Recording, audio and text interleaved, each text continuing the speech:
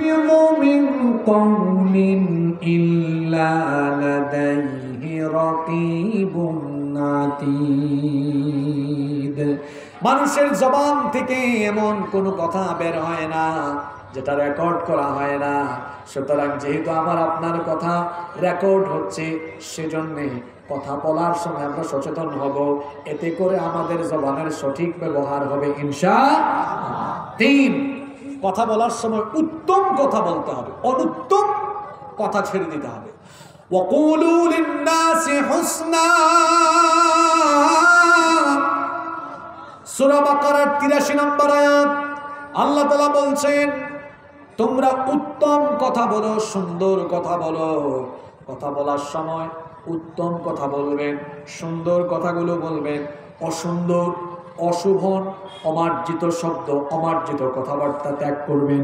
4 number হলো কথা বলার সময় অহেতুক কথা, ফালতু কথা ত্যাগ করতে হবে। কারণ আল্লাহ তাআলা বলেছেন, ক্বাদ আফলাহাল মুমিনুনাল্লাযীনা হুম আন সালাতিহিম খাশিউন।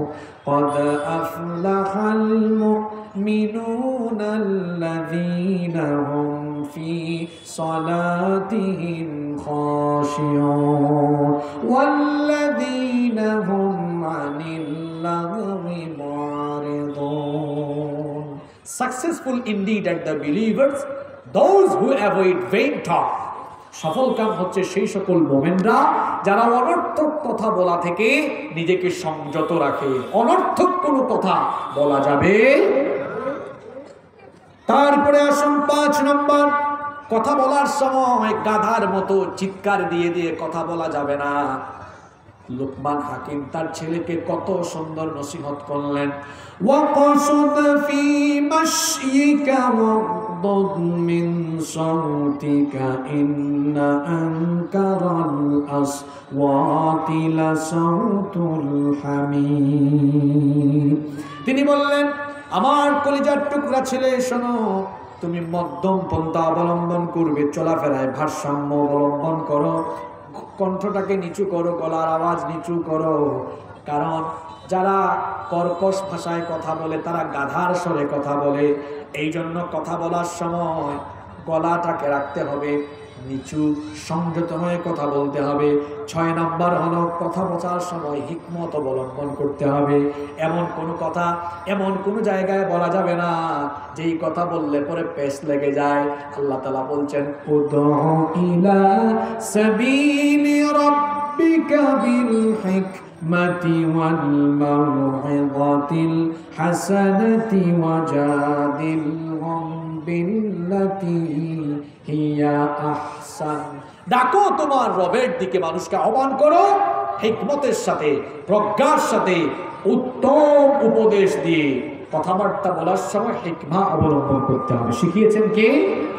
7 নাম্বার, এই জবান দিয়ে আপনি মানুষকে বেশি বেশি করে দাওয়াত দেন। নামাজে যাচ্ছেন, মানুষকে নামাজের কথা বলেন, মানুষকে আপনি কোরআনের দিকে ডাকেন। কারণ আল্লাহর দ্বীনের পথে যারা মানুষকে আহ্বান করে, যারা মানুষকে আল্লাহর পথে ডাকে, তার চাইতে উত্তম কথা আর হতে পারে। এজন্য আল্লাহ তাআলা বলছেন, ওয়ামান আহসানু কওলাম মিম্মান দাআ ইলাল্লাহি ওয়া আমিলা সালিহান ওয়া ক্বালা ইন্নানি মিনাল মুসলিমিন। আর তার চাইতে কে উত্তম হতে পারে যে তার কথা দিয়ে মানুষকে আল্লাহর দিকে আহ্বান করে। তাহলে আপনার এই জবান দিয়ে মানুষকে ডাকবেন কার দিকে?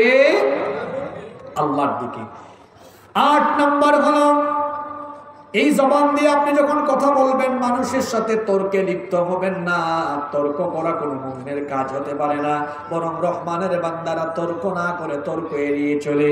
এজন্য আল্লাহ তাআলা বলছেন, ওয়া ইবাদুর রহমানিল্লাযীনা ইয়ামশুনা আলাল আরদি হাওনা ওয়া ইযা খাতাবাহুমুল জাহিলুনা ক্বালু সালামা।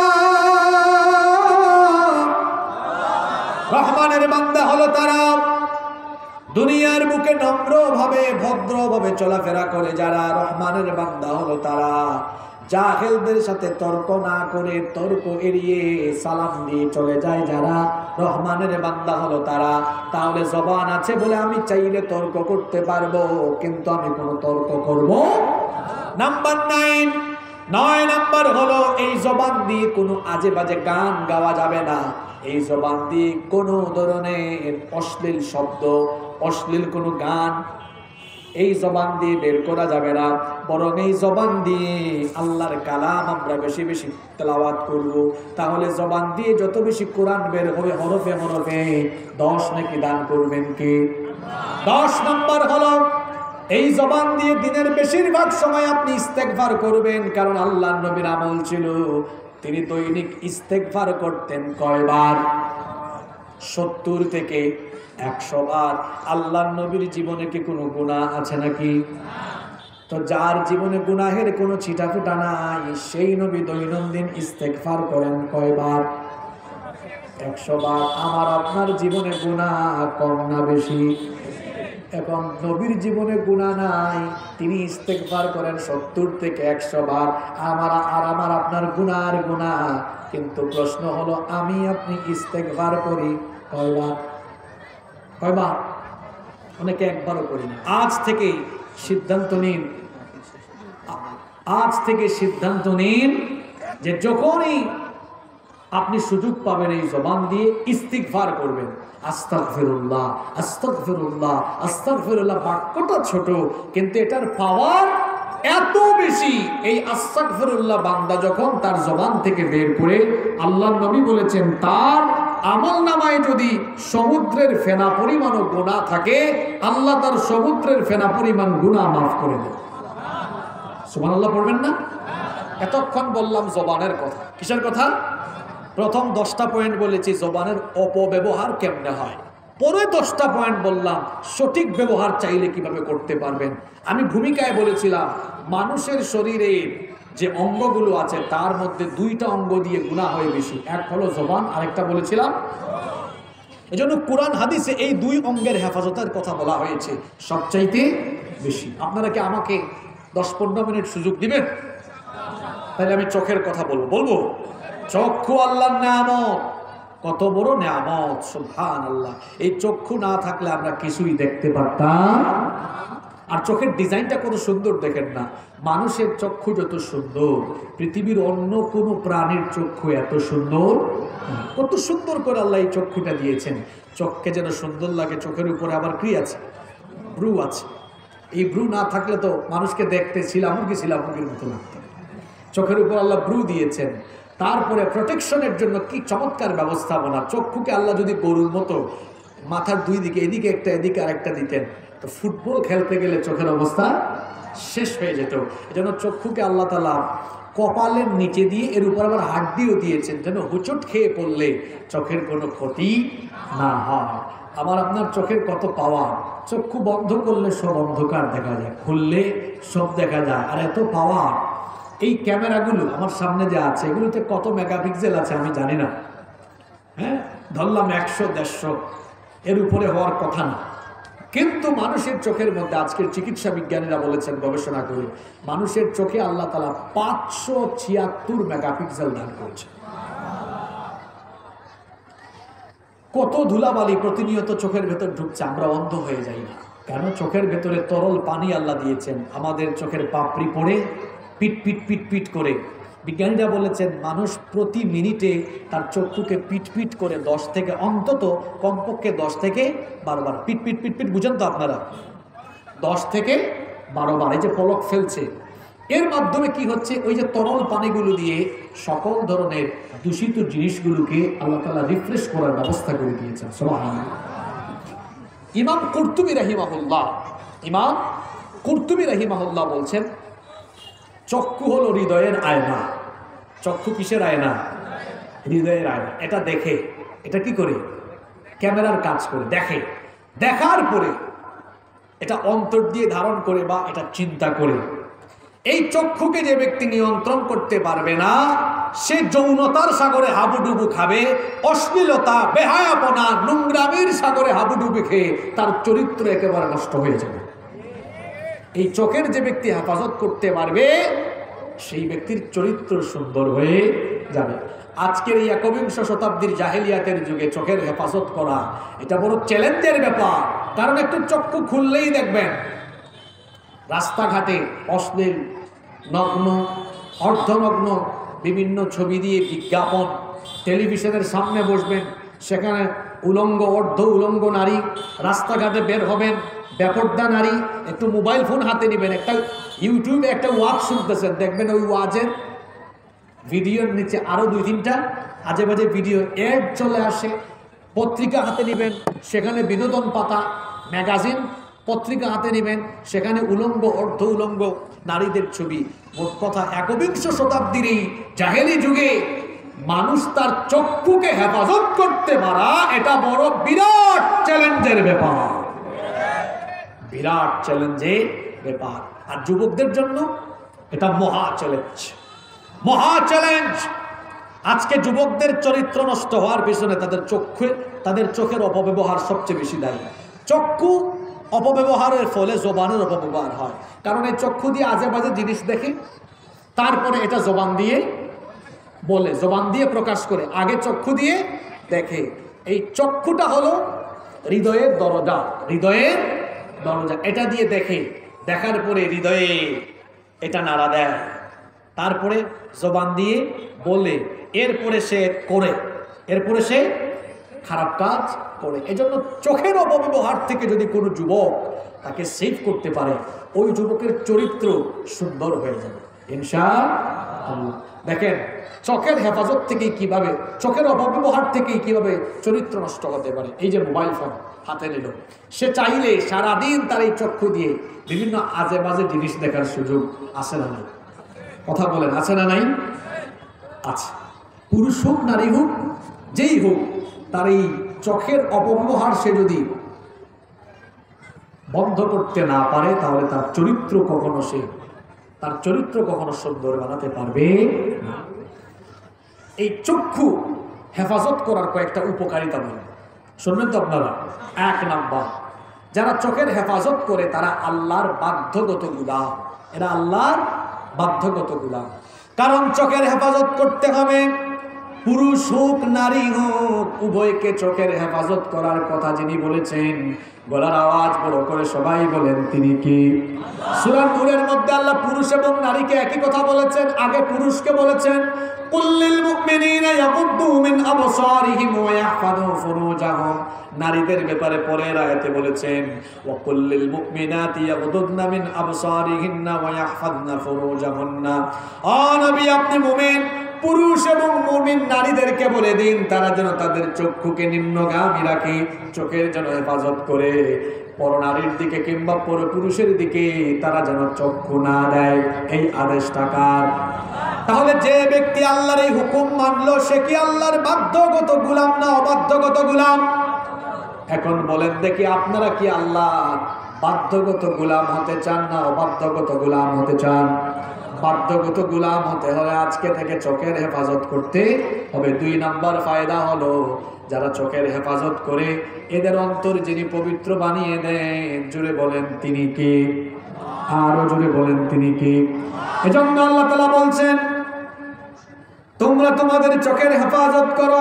চোখের হেফাজতের কথা বলার পরে আল্লাহ তাআলা বললেন, যালিকা আজকা লাহুম, এটা হলো তোমাদের জন্য অধিকতর কল্যাণকর, অধিকতর পবিত্রতা। চোখের হেফাজতের মাধ্যমে অন্তর পবিত্র থাকে। যারা চক্ষু দিয়ে আজে বাজে জিনিস দেখে, এদের অন্তর নাপাক হয়ে যায়, আজে বাজে জিনিস সব সময় চিন্তা করে।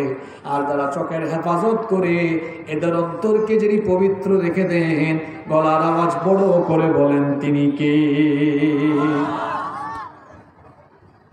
3 নম্বর উপকার হলো, যারা চোখের হেফাজত করবে তারা ঈমানের স্বাদ পাবে। কিসের স্বাদ পাবে?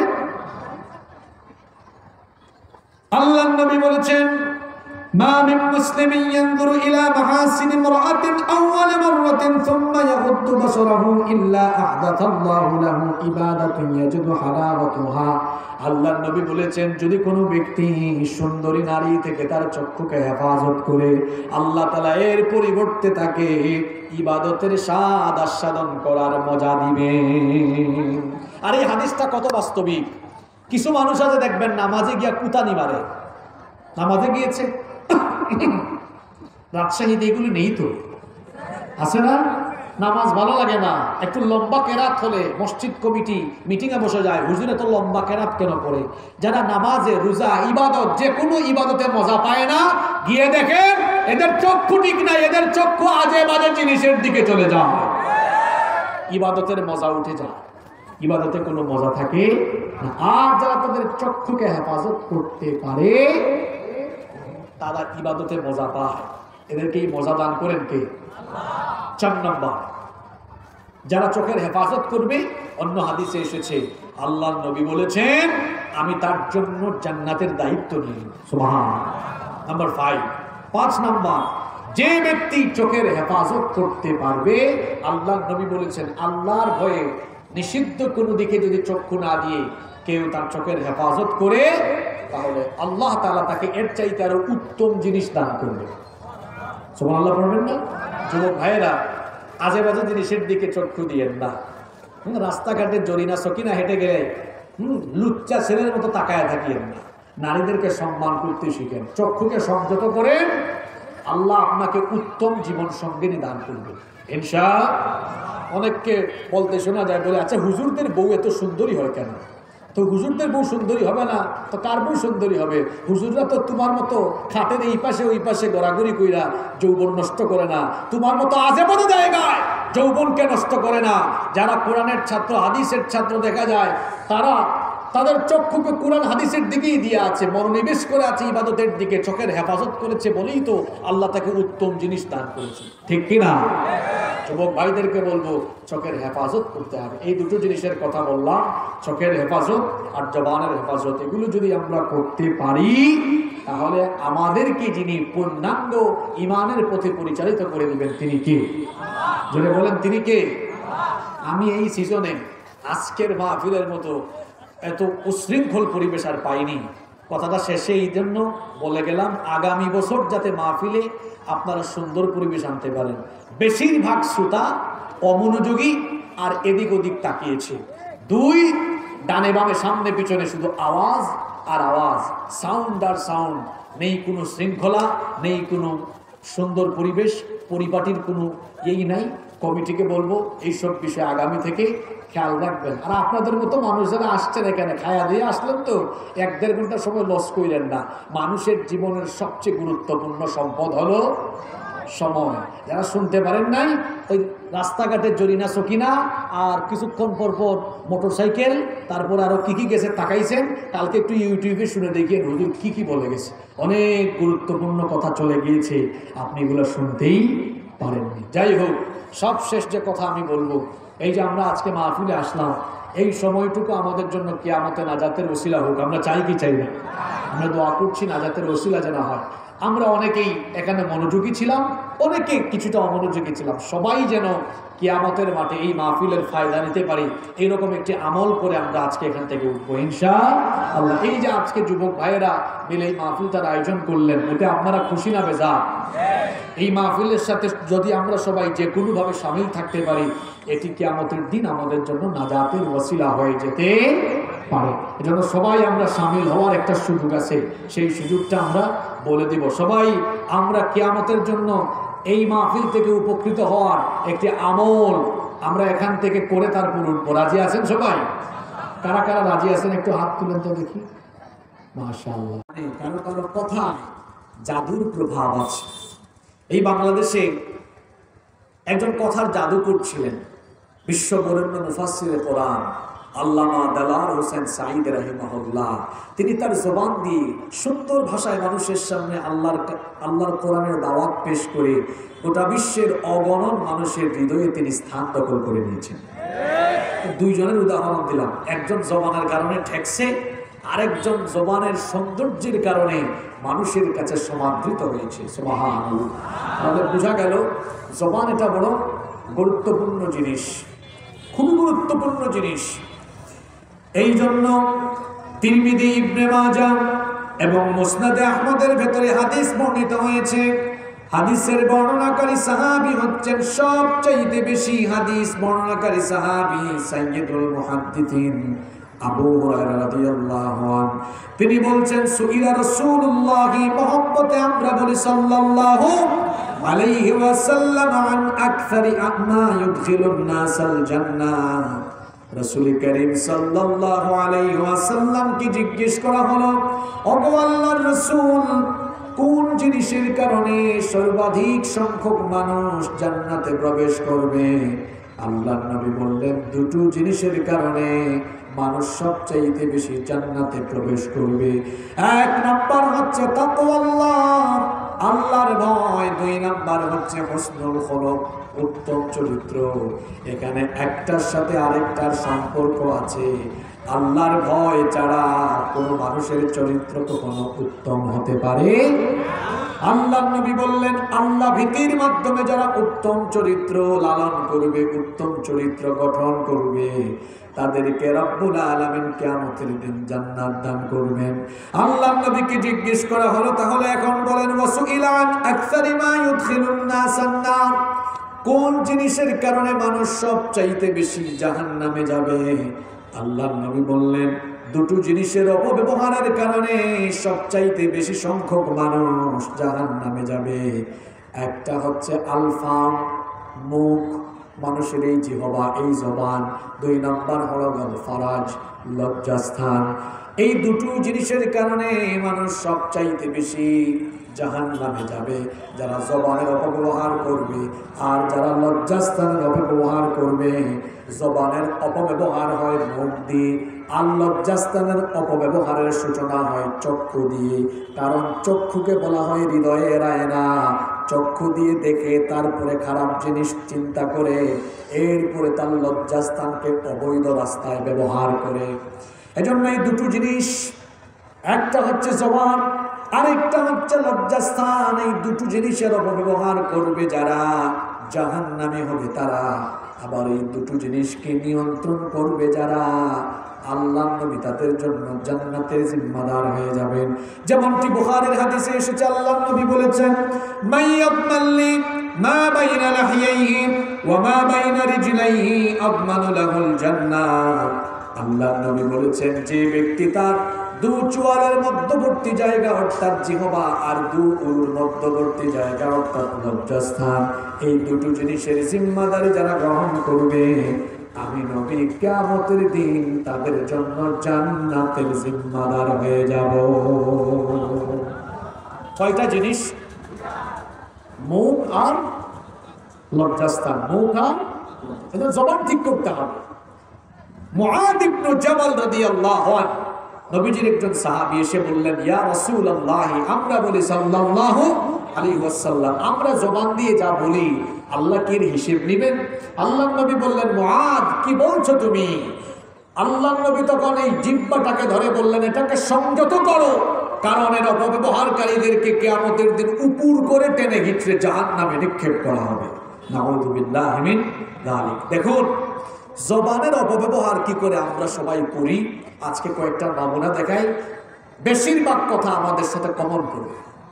নাম্বার ওয়ান, এক নাম্বার, জবানের অপব্যবহার হয় এই জবান দিয়ে প্রতিনিয়ত মিথ্যা বলার কারণে। মিথ্যাবাদী মানুষ আমাদের সমাজে নাই। জোরে বলেন, মিথ্যা বলে মানুষ হাত পা দিয়ে না জবান দিয়ে? জোরে বলেন, কি দিয়ে? মিথ্যা বলা কি মুমিনের স্বভাব হতে পারে? এই কোরআন হলো প্রিন্টেড কোরআন, আর আমার নবী ছিলেন প্র্যাকটিক্যাল কোরআন। 63 বছরের জিন্দেগিতে যার মুখ থেকে কোনোদিন একটা মিথ্যা কথা বের হয় নাই, তিনি আমাদের প্রিয় নবী মুহাম্মদুর রাসূলুল্লাহ সাল্লাল্লাহু আলাইহি ওয়াসাল্লাম। সেই নবীর উম্মত আমরা, অথচ দুঃখের ব্যাপার হলো সেই নবীর উম্মত সকাল সন্ধ্যা মিথ্যার উপর দিয়ে আছে। ফোন এসেছে, বলল, দোস্ত তুই কোথায়?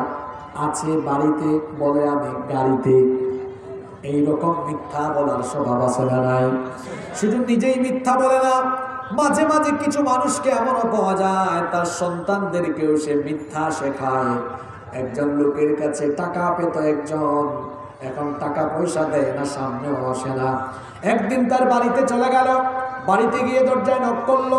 দরজায় নক করার পরে ওই লোক দরজার ফাঁক দিয়ে দেখলো অমুক ভাই এসেছে, যে আমার কাছে টাকা পায়। এবার পড়ার টেবিলে তার ছেলেকে এসে বলতেছে, বাবা যাও দরজা খুলে তোমার চাচাকে বলো, তোমার চাচাকে বলো আব্বা এখন বাড়িতে আসে না। এরকম এই যে মিথ্যা বলে, জবানের অপব্যবহার করে, মিথ্যা বলা এত মারাত্মক স্বভাব। মিথ্যা বলার কুফল হলো দুইটা। জোরে বলেন কয়টা? এক নাম্বার কুফল হলো যে ব্যক্তি মিথ্যা বলে, মিথ্যা বলার কারণে রহমতের ফেরেশতা তার সঙ্গ ত্যাগ করে। তিরমিজি শরীফের হাদিস, আল্লাহর নবী বলেছেন, ইদা কাযাবাল আবদু তাবাআদা আনহুল মালাকু মিন্নাতনি মা জাআ বি।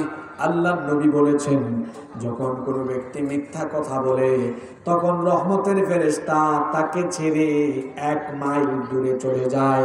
তাহলে যেই ব্যক্তির সাথে রহমতের ফেরেশতা থাকে না, ওই ব্যক্তির সাথে থাকে কে? আরো জোরে বলেন কে?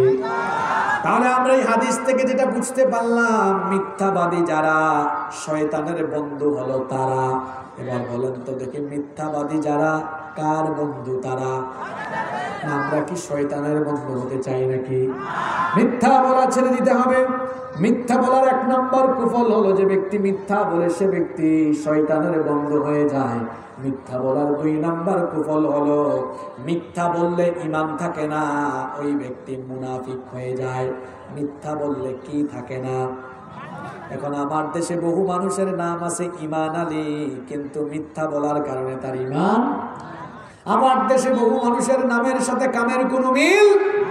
নাম হলো ফজর আলী, কিন্তু ঘুম থেকে উঠে দুপুর 12টার সময় ফজরের নামাজ আদায় করে না।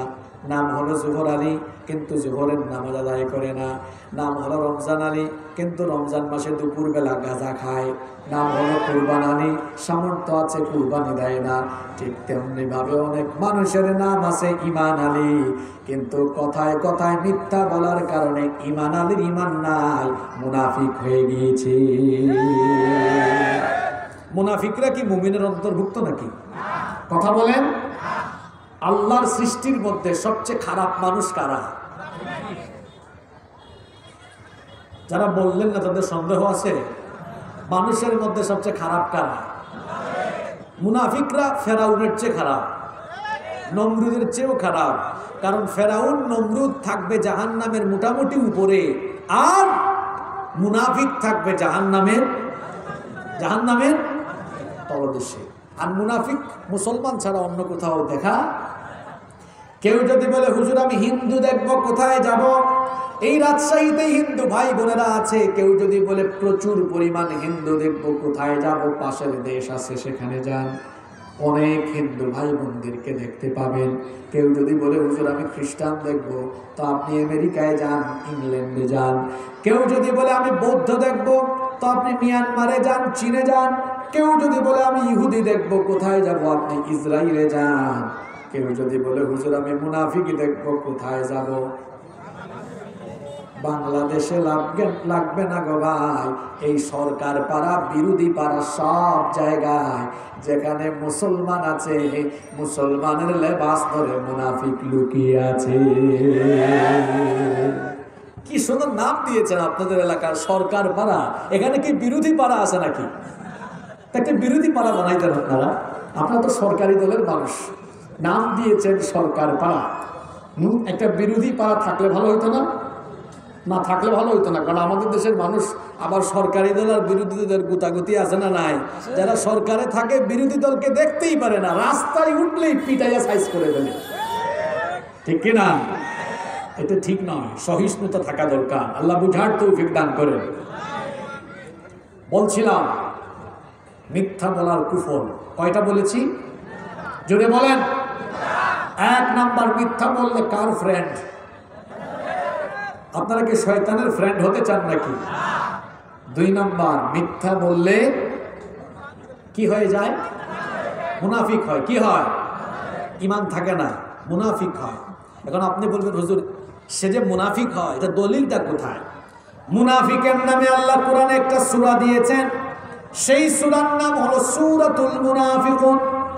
ওই সূরার প্রথম আয়াতে আল্লাহ তাআলা মুনাফিকদের স্বভাবের কথা বলেছেন। কান লাগায় শুনেন, আল্লাহ তাআলা বলছেন, ইদা জাআকাল মুনাফিকুনা ক্বালু নাশহাদু ইন্নাকা লারাসূলুল্লাহ ওয়াল্লাহু ইয়ালামু ইন্নাকা লারাসূলুহু ওয়াল্লাহু ইয়াশহাদু ইন্নাল মুনাফিকিনা লাকাযিবুন। আল্লাহ তাআলা বলছেন, ও নবী, যখন মুনাফিকেরা আপনার কাছে আসে তারা বলে আমরা সাক্ষ্য দিচ্ছি আপনি আল্লাহর রাসূল। আপনি তাদেরকে বলে দিন আল্লাহ জানেন আপনি আল্লাহর রাসূল। আপনি তাদেরকে বলেন ওয়াল্লাহু ইয়াশহাদু ইন্নাল মুনাফিকিনা লাকাযিবুন। আপনি এই লোকদেরকে বলেন আল্লাহ সাক্ষী দিচ্ছেন নিশ্চয়ই মুনাফিকের স্বভাব হলো এরা হলো লাকাযিবুন, মিথ্যাবাদী। তাহলে মুনাফিকের স্বভাব হলো এরা যখন কথা বলে কথার ফাঁকে ফাঁকে কি বলে? আল্লাহ নবী বলেছেন আয়াতুল মুনাফিকি সালাতুন, মুনাফিকের আলামত হলো 3টা। ইদা হাদ্দাসা কাযাবা, যখন কথা বলে মিথ্যা বলে। ওয়া ইদা ওয়াআদা আখলাফা, ওয়াদা করলে ওয়াদা ভঙ্গ করে। ওয়া ইদা তুমিনা খানা, আর যখন তার কাছে আমানত রাখা হয় আমানতের খেয়ানত করে। এই যে মুনাফিকের স্বভাব আছে তার মধ্যে তার একটা স্বভাব হলো মুনাফিক তার জবানকে নিয়ন্ত্রণ করতে পারে না, বরং মুনাফিক তার জবানের অপব্যবহার করে, কথা বলার ফাঁকে ফাঁকে মাঝে মাঝে কি বলে। এখন বলেন তো আমরা কি মুনাফিক, বেঈমান না মুমিন? মুমিন যদি হতে চাই তাহলে আমাদেরকে জবানের অপব্যবহার করে মিথ্যা বলা ছাড়ার দরকার আছে না নাই? পয়েন্টগুলো মনে রাখবেন তো। আজকে আমি এখানে বসে টেস্ট করে যাব রাজশাহীর এই তানোরের মানুষের মেমোরাইজিং ক্যাপাসিটি কেমন আছে। কিছুদিন আগে তালন্দতে এসেছিলাম, মানুষদেরকে খুব ভালো লেগেছে, চমৎকার শৃঙ্খলা বোধ ছিল, সুন্দর নিরিবিলি পরিবেশ ছিল। আমি প্রায় 2 ঘন্টা কথা বলেছি, কোনো আওয়াজ পাই নাই, নীরব চুপচাপ থেকে মানুষ শুনেছে। তাদের কথা আমার মনে থাকবে আজীবন। আপনারা প্রথমবার মনে হয় মাহফিলের আয়োজন করেছেন, পোস্টারে প্রথম লেখা আগামী বছর থেকে পরিবেশকে সুন্দর রাখার চেষ্টা করবেন ইনশাআল্লাহ। আর এখানে কিছু শ্রোতা এসেছে, ওই যে ক্লাসে কিছু দুর্বল ছাত্র থাকে না, এরা এদিক ওদিক তাকায়, পরীক্ষায় ফেল করে। আর কিছু ছাত্র অ্যাক্টিভ শুনে। এখানে 2 ক্যাটাগরিরই আছে, তারা মোটরসাইকেল দেখে, তারা মানুষ দেখে। আর কিছু মানুষ এখানে আছে ডানে বামে তাকাচ্ছে না, শুধু আমার দিকে তাকায়, আমার মতো আর কি। আমিও তাকাচ্ছি না ডানে বামে, আমার কি হচ্ছে, আমার ফুল কনসেন্ট্রেশন এখন আলোচনার ভেতরে। আপনি আলোচনা থেকে কিছু নিতে হলে এর ভেতরে ঢুকতে হবে, বাইরে থাকলে হবে না। আপনি কি ভাবছেন আমি গল্প শুরু করে দিয়েছি? না, প্রথম থেকে আমার আলোচনাই চলছে। আমি বলছি জবানের অপব্যবহার মানুষ কিভাবে করে। 1, এটা দিয়ে কি বলে? মিথ্যা বলে। 2, এই জবান দিয়ে মানুষ গীবত করে, গীবত করার মধ্য দিয়ে তার জবানকে নাপাক বানায় ফেলে। গীবতখোর মানুষ তো এই রাজশাহীতে নাই। জি, সব আল্লাহর ওলি নাকি এখানে? আল্লাহর নবী সাহাবীদেরকে জিজ্ঞেস করলেন আতাদরুনা মাল গীবা, তোমরা কি জানো গীবত কি? সাহাবীদের মধ্যে বিনয় ছিল বেশি, তারা কোনো জিনিস জানলেও বলতেন আল্লাহু ওয়া রাসূলুহু আলাম, সব চাইতে ভালো জানেন আল্লাহ এবং আল্লাহর রাসূল। আল্লাহ রাসূল সাহাবীরা যখন এই কথা বললেন, নবীজি তখন বললেন গীবত হলো যিকরুকা আখাকা বিমা ইয়াকরাহু, তুমি তোমার ভাইয়ের ব্যাপারে এমন কিছু বলবে যেটা শুনলে সে অপছন্দ করবে। সাহাবী জিজ্ঞেস করলেন আফারাআইতা ইন কানা ফি আখি মা আকুল, যদি আমার ভাইয়ের মধ্যে এমন কিছু আছে যেটা আছে সেটাই যদি বলি তাহলে কি হবে? আল্লাহ নবী বললেন, ইন কানা ফীহি মা তাকুলু ফাকাদ ইক্তাবতাহু, যদি তোমার ভাইয়ের মধ্যে যা আছে সেটা তুমি বলে বেড়াও, যেটা শুনলে সে কষ্ট পাবে, তাহলে তুমি তার গীবত করলে। আর তুমি এমন কিছু যদি বলো যেটা তার মধ্যে নাই, এমন কিছু যদি বলো তাহলে তুমি তাকে অপবাদ দিলে। যদি থাকে তাহলে গীবত, না থাকলে হবে অপবাদ। এখন বলেন তো, গীবত আর অপবাদ দুটাই ভালো না খারাপ? এই দুই দুষ্ট গুণে অনেকেই গুণান্বিত হয়ে পড়েছে। আল্লাহর নবী হযরত আবু যার গিফারি রাদিয়াল্লাহু আনহুকে বললেন, ইয়া আবা যার, হে আবু যার, ইয়াকা ওয়াল গীবা, গীবতের ব্যাপারে সাবধান হও। ফাইন্নাল গীবাতা আশাদ্দু মিনাজ জিনা, কারণ গীবত হলো জিনার চাইতে মারাত্মক গুনাহ। গীবত কিসের চাইতে মারাত্মক? সাহাবী জিজ্ঞেস করলেন, ওয়ালিমা যাকা ইয়া রাসূলুল্লাহ, আমরা বলি সাল্লাল্লাহু আলাইহি ওয়াসাল্লাম, এটা কি করে হলো জিনার চাইতে গীবত এত মারাত্মক কেন? আল্লাহর নবী তখন বললেন, কোন ব্যক্তি জিনা করে যদি আল্লাহর কাছে তওবা করে, আল্লাহ তাকে মাফ করে দিতে পারেন। কিন্তু কোন ব্যক্তি যদি গীবত করে আল্লাহর কাছে মাফ চায়, আল্লাহ ওই গীবতখোর লোকটাকে মাফ করবেন না যতক্ষণ যার গীবত গিয়েছে ওই লোকটা তারে মাফ করবে না যতক্ষণ আল্লাহ তারে মাফ করবে না ততক্ষণ। কারণ গীবতের মাধ্যমে সে বান্দার হক নষ্ট করেছে। কিসের হক নষ্ট করেছে? এই জন্য আল্লাহ তাআলা নিষেধ করেছেন, খবরদার তোমরা মানুষের গীবত করো না। ওয়ালা ইয়াগতাব বা'দুকুম বা'দা আইয়ুহিব্বু আহাদুকুম আন ইয়াকুলা লাহমা আখিহি মাইতান ফাকারিতুমু ওয়াত্তাকুল্লাহ ইন্নাল্লাহা তাওয়াবুর রহিম। আল্লাহ তাআলা বললেন, ওয়ালা ইয়াগতাব বা'দুকুম বা'দা, একে অপরের গীবত করো না। তোমরা কি তোমাদের মরা ভাইয়ের গোশত খাওয়া পছন্দ করবে নাকি? গীবতকে আল্লাহ তাআলা মরা ভাইয়ের গোশত খাওয়ার সাথে তুলনা করেছেন। গীবত করা মানে হলো মরা মানুষের গোশত খাওয়া। গীবত করা মানে হলো মরা মানুষের গোশত খাওয়া। এবার বলেন তো দেখি, গীবত মানুষ হাত পা দিয়ে করে না জবান দিয়ে করে? জোরে বলেন। একটা জবান দিয়ে গুনাহের ফ্যাক্টরি কামাই করে ফেলছেন আপনি। গুনাহের ফ্যাক্টরি, গুনাহের কারখানা বানাচ্ছেন। কয়টা জিনিস দিয়া? এক বলেছি মিথ্যা, দুই বললাম গীবত, তিন বললাম চুগলখুরি। দেখবেন অনেক মানুষ আছে এই জবান দিয়ে চুগলখুরি করে বেড়ায়। অবশ্য চুগলখুর এই রাজশাহীতে নাই। চুগলখুর না থাকলে একজনের সাথে আরেকজনের পেশ লাগলো কেমনে? চুগলখুররা একজনের কথা আরেকজনের কাছে লাগায়, একজনের কথা আরেকজনের কাছে লাগায়। আর এই ক্ষেত্রে এই দুষ্ট গুণে পুরুষের চাইতে নারীরা অনেক বেশি এগিয়ে আছে।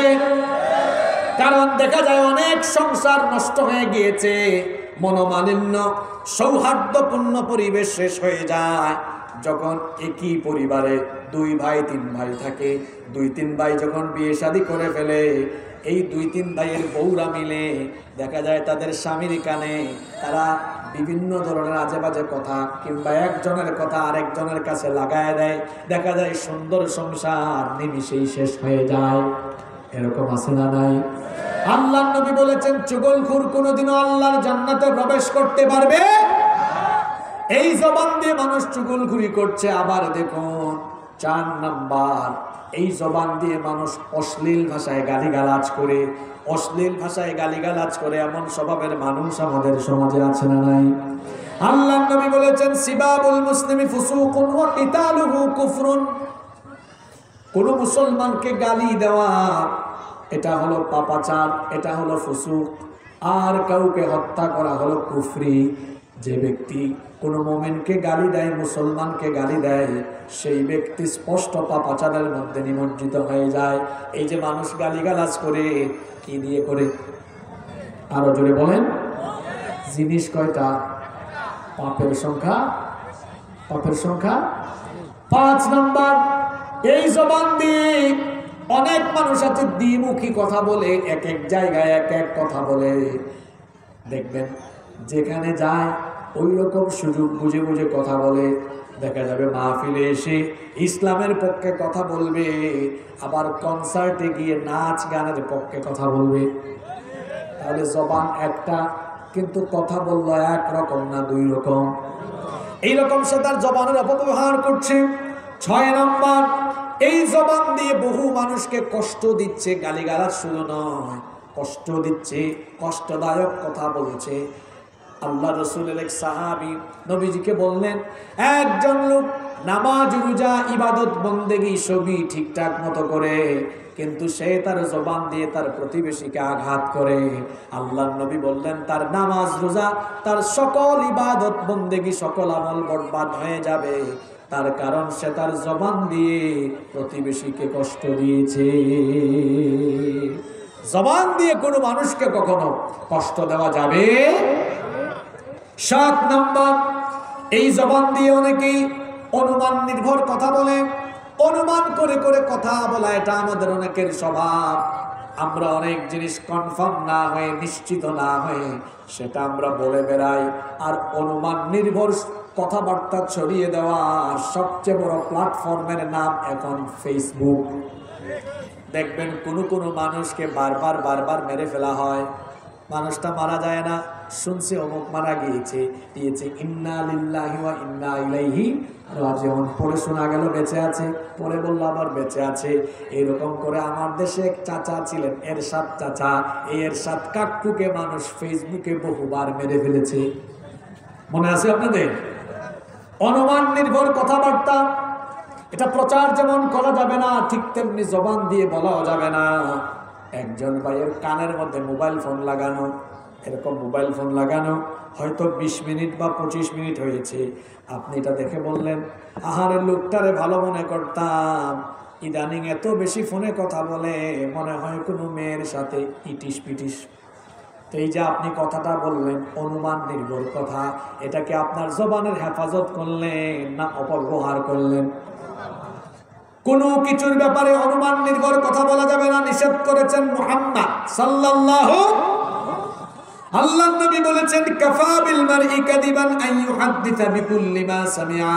একজন মানুষ মিথ্যাবাদী হওয়ার জন্য এতটুকুই যথেষ্ট, সে যা শুনে যাচাই বাছাই করা ছাড়া তা যদি বলে বেড়ায়, এরকম কাজ করা যাবে না।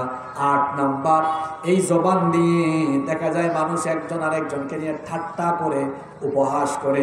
একজন মানুষের স্বাস্থ্য একটু বেশি, তার নাম ধরে ডাকে না, বলে কিরে মটকা। একজন মানুষ একটু হালকা পাতলা, তার নাম ধরে ডাকে না, কয় কিরে চিকনা। কোনো মানুষ একটু লম্বা, 6 ফুটের উপরে 2 ইঞ্চি, 6 ফুট 2 ইঞ্চি 3 ইঞ্চি, ঠাট্টা করে কয় কিরে খাম্বা। আছে না নাই? একজন মানুষ একটু চুপচাপ থাকে, কয় কিরে আবুল, কিরে মফিজ। আছে না নাই? এই যে আপনি মানুষকে ঠাট্টা করে করে বিভিন্ন তুচ্ছ তাচ্ছিল্য শব্দ আপনার জবান থেকে বের করলেন, আপনি কি আপনার জবানের হেফাজত করলেন না জবান দিয়ে গুনাহ করলেন? জোরে বলেন। মানুষকে ঠাট্টা করা, জবান দিয়ে মানুষকে তুচ্ছ তাচ্ছিল্য করতে নিষেধ করেছেন আল্লাহ।